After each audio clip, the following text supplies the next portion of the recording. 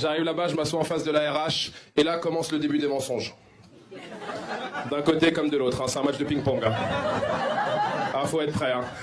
Elle me regarde, elle me dit, alors vous, votre rôle, ça va être d'emballer et d'envoyer les colis. Quelles sont vos motivations?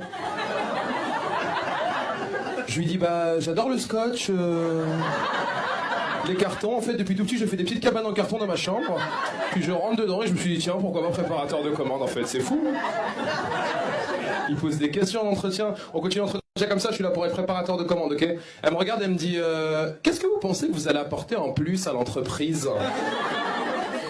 Je lui dis, bah là, en tant que préparateur de commande, bah, je vais apporter en plus tout ce qui est préparation,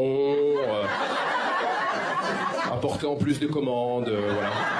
En fait, tout ce qui touche à la préparation commandaire, c'est quand tu sais plus quoi dire en entretien, t'inventes des mots.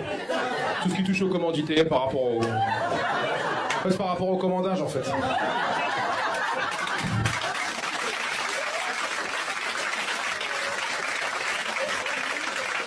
Elle lit mon CV comme ça. Elle me dit, je vois qu'en 2015, elle travaillait chez Decathlon.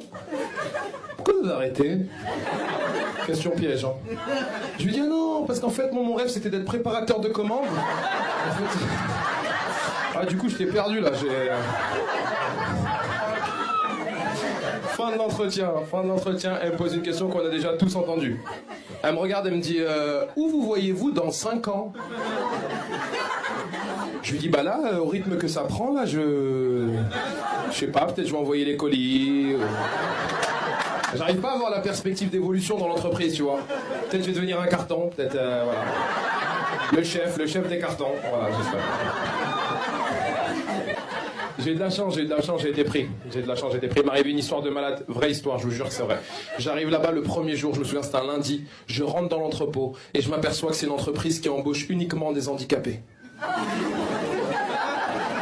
Il n'y a que des handicapés avec moi. Ça m'a pas dérangé, mais je me suis demandé pourquoi moi en fait. Et tu sais, je réfléchis et je repense aux réponses que j'ai données à l'entretien. J'adore le scotch. Peut-être que je vais devenir un carton, peut-être. Azul et foufou, ouais, ça. Ah, j'avais réuni tous les critères pour être pris, hein.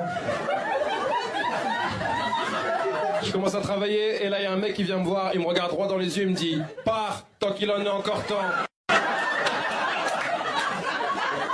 Là dans ma tête je commence à monter une parano de ouf.